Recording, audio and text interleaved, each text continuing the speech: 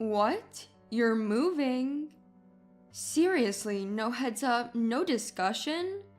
Well, fine, you guys better help pack my stuff too.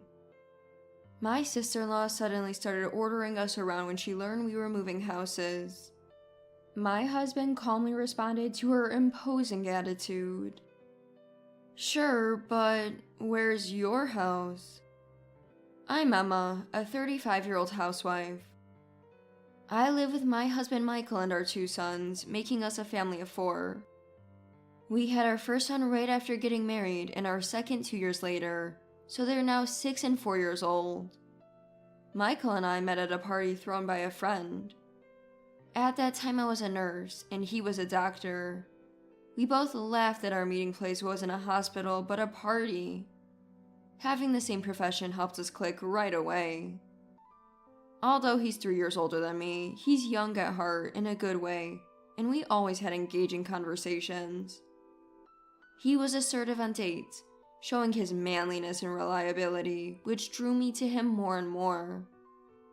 We started dating and got married a year later.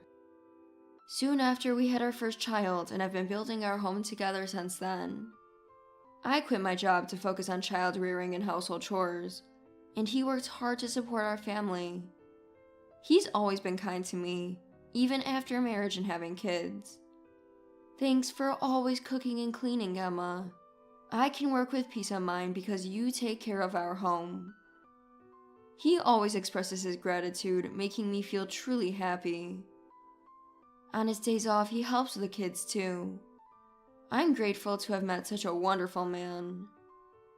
Our happy and harmonious relationship has helped our children grow well and become good kids.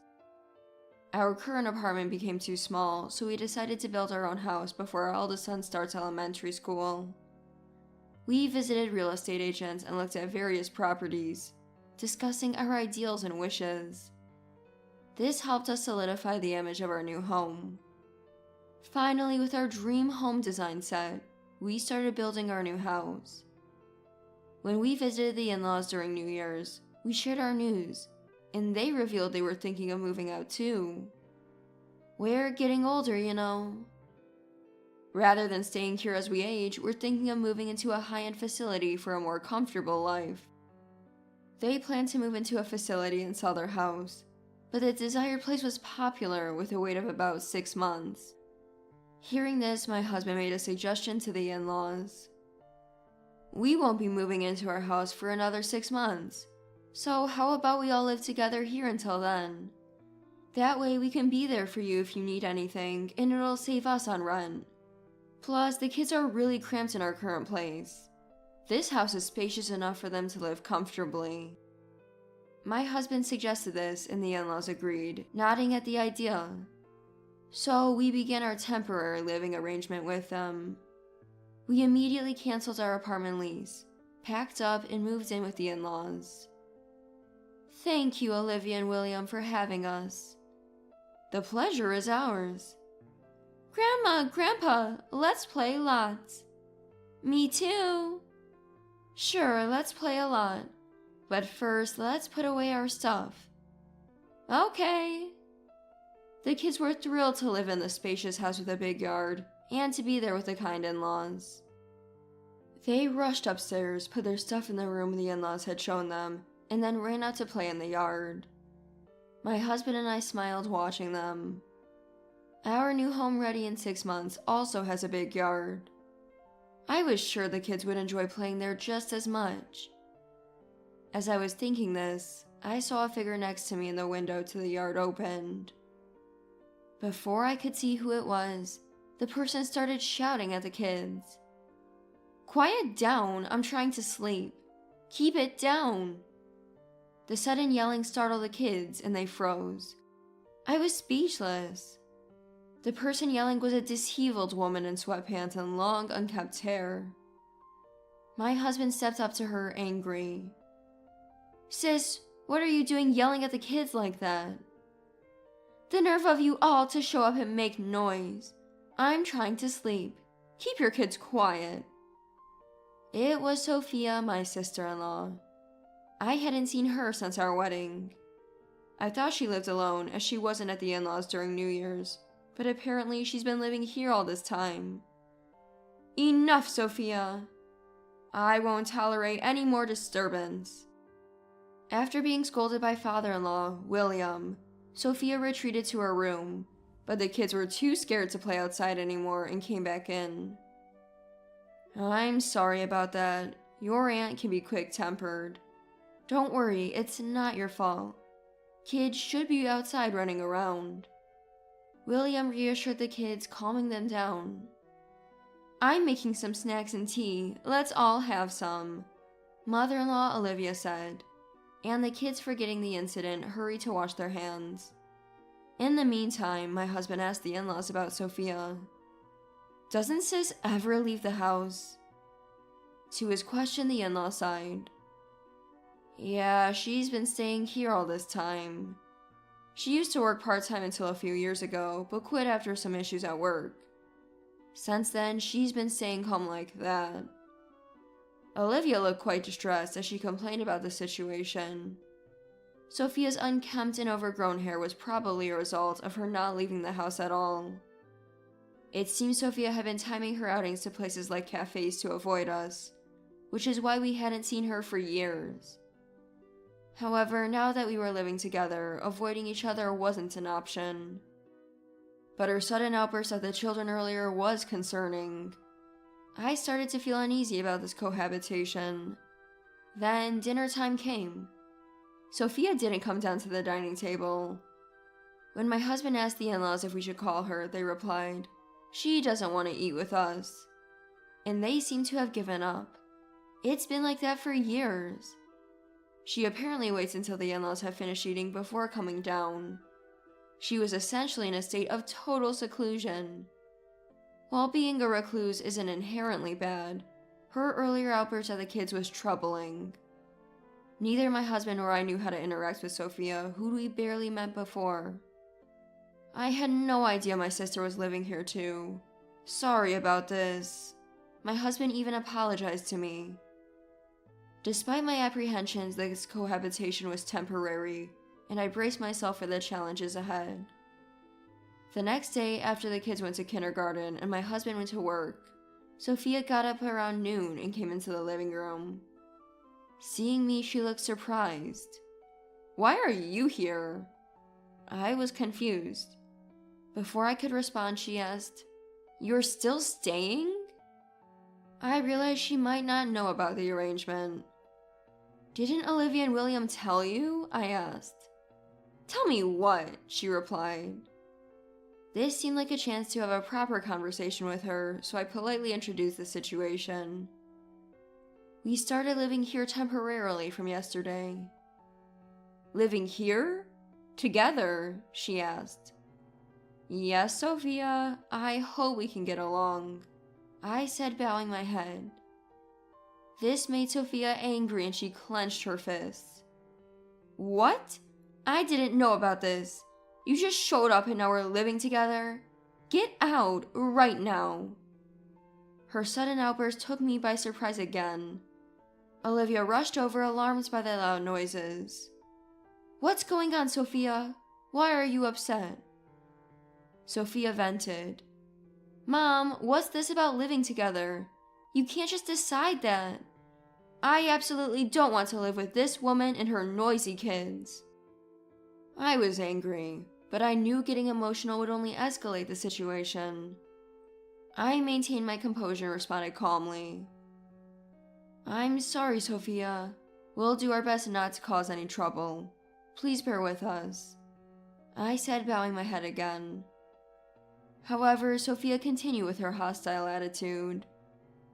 You think you're acting like an adult now? She accused. No, I didn't mean... I started. You're just looking down on me, aren't you?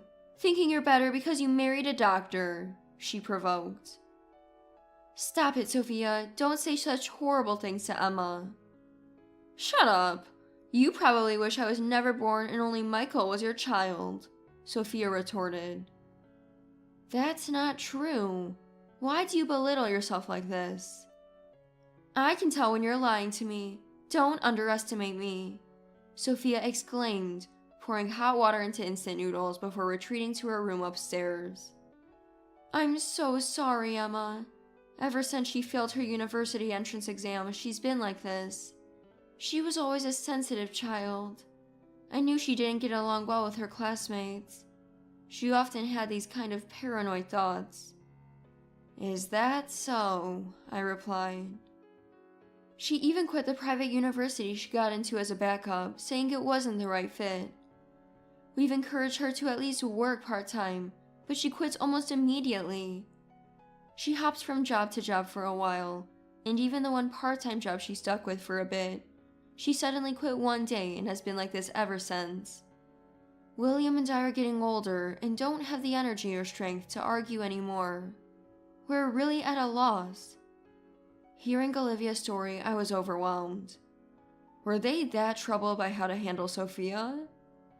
My husband had mentioned that Sophia was delicate and difficult to deal with, but he didn't know she was still living here, so he probably hadn't heard this from the in-laws. Maybe the kind-hearted in-laws didn't want to burden him with these details. Realizing the seriousness of the issue, I suggested we should all sit down and discuss it together, including my husband. Olivia agreed, and that night my husband and I, along with the in-laws, discussed Sophia's situation. My husband was surprised by how serious it was. We need to do something urgently, he said. First, we needed to understand why Sophia was not working. If we could figure out why she quit her part-time jobs, it might help us find a solution. My husband immediately went to talk to Sophia. Sis, can I talk to you for a minute? What? I'm busy, she replied. Sorry to disturb you, I just wanted to talk, he said, trying to approach her gently. At first, Sophia was cold and standoffish, but gradually she started talking. It's always someone else's fault. Never mine, she said. I see. That must have been tough. My husband listened patiently, and when he came out of her room, he looked exhausted.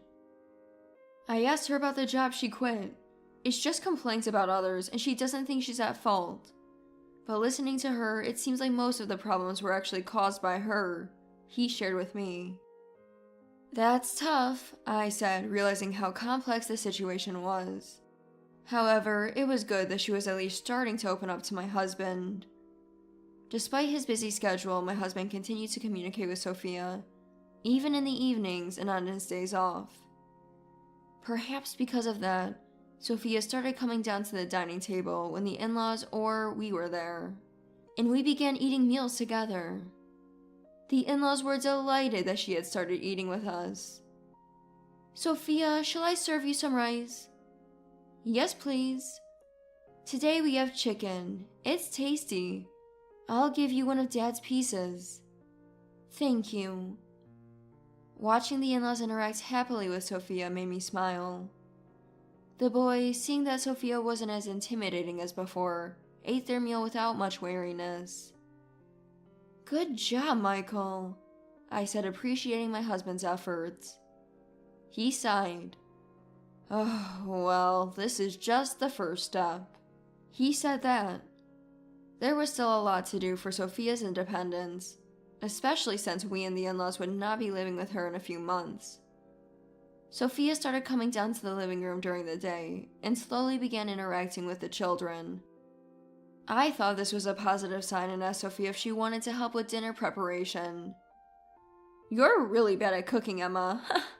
And you're not even pretty. How did you manage to seduce Michael? Did you use your body? You seem like the type who's bad with men. You know, the kind of unattractive woman who somehow keeps getting guys? That's you. It seemed she couldn't feel satisfied unless she was looking down on others. I was angry, but I endured it, thinking it was only for a little while longer. However, Sophia's harassment escalated. One day, Olivia was in the hospital, and William was out with friends, leaving me alone with Sophia. At lunchtime, I'm hungry, Emma. Make me something, Sophia said. Reluctantly, I made pasta for both of us. But then, Oh, wow, this looks awful, she said and did something shocking. I can't eat this. Incredibly, she said this and threw the pasta I had made right into the trash can. Even I couldn't hold back at that. What are you doing? Throwing away food is unacceptable, I protested. Sophia just smirked back. If it's inedible, it's no different from garbage, right? If I can't eat it, I have to throw it away. She then took out instant pasta from the cupboard. It seemed she had planned to throw away my cooking from the start. I couldn't forgive Sophia anymore. I had been patient, hoping she would become independent, but she was beyond help. That night, I told my husband and the in-laws about the harassment I had been enduring, including what happened earlier that day. They were greatly disappointed and made a tough decision to completely give up on Sophia. Our new house was nearly finished, and the in-laws had already secured a spot in a facility and were ready to move at any time. We decided to move ahead with our plans and started packing right away. A month later, we and the in-laws were ready to move. On moving day, the movers were busy transporting our large items. As the furniture and appliances were being cleared out, Sophia came downstairs looking sleepy. It's so noisy this morning. What's going on? She asked. My husband replied, We're moving to our new house. Oh, really? Wait, why is the fridge gone? I was about to have some milk.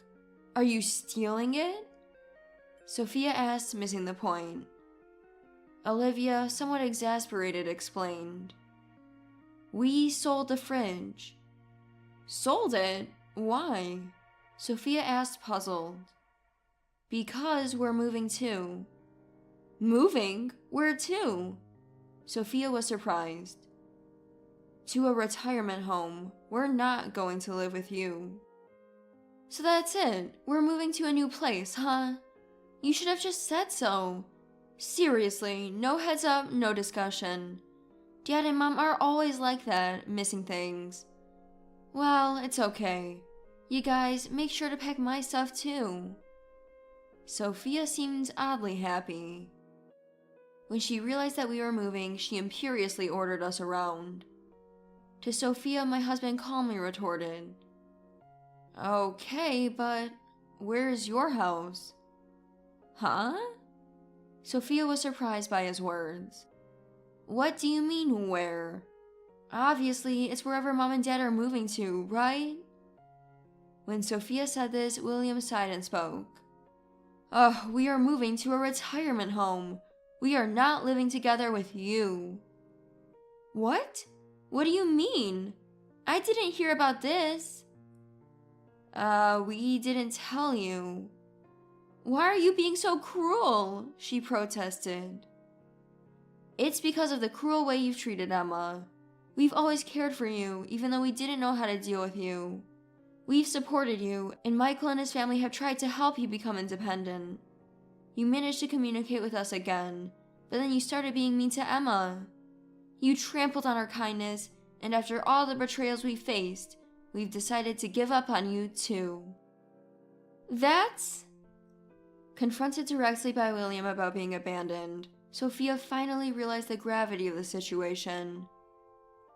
I can't manage a household on my own. I can't stay here alone, she panicked. What are you talking about?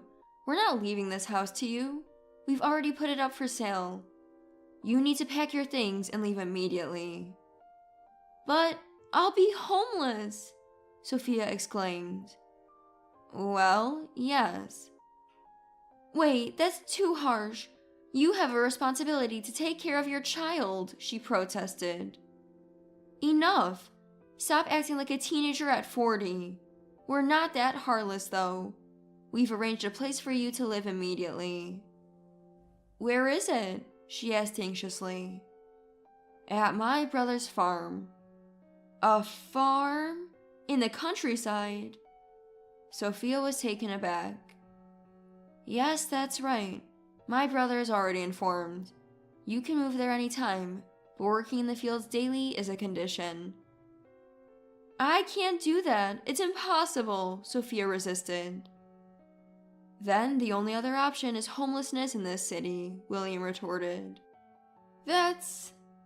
Sophia collapsed on the spot, then turned to my husband pleading. Michael, please, take me with you to your new house. Let me live with you. It was astonishing that she could ask such a thing.